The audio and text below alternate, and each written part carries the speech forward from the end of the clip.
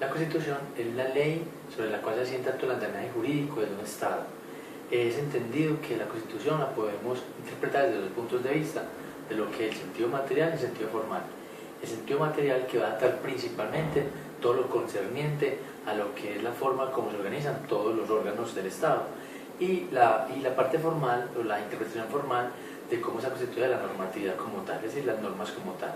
Hay una clasificación que va a girar en torno a lo que es la flexibilidad y la rigidez.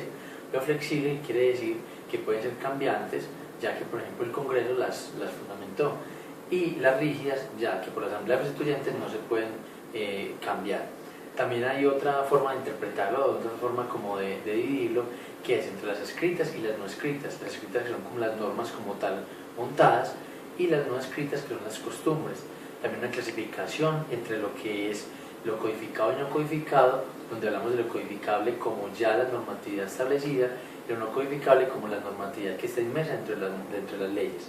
Incluso hay otras divisiones, que son la otorgada, la pactada, y otras que van a girar en torno a lo que implica como tal la Constitución para el entorno jurídico.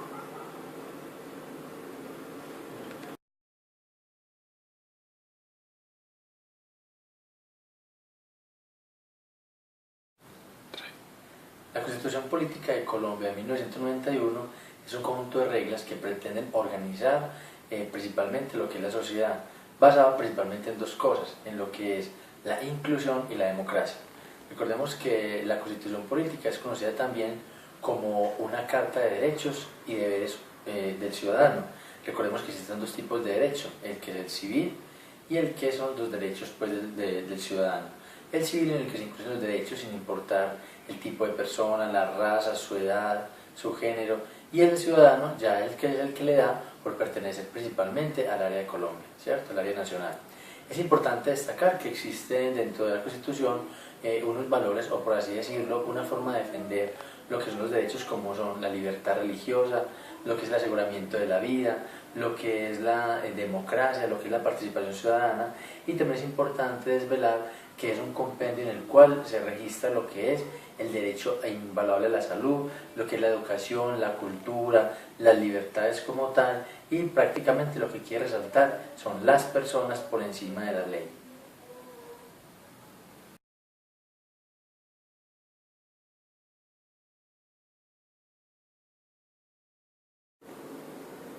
El ser humano está constituido principalmente por tres tipos de relaciones.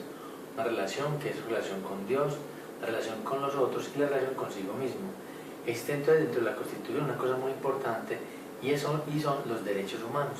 Los derechos son prácticamente ese entrelazado que va a existir entre las relaciones que va a tener ese ser humano.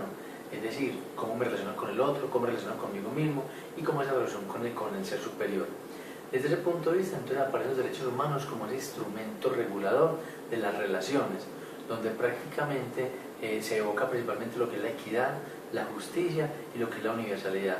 Recordemos que los derechos humanos prácticamente van a ser lo que van a dignificar al ser humano, y prácticamente lo que va a hacer que el hombre pase de ser individuo a ser una persona con derechos.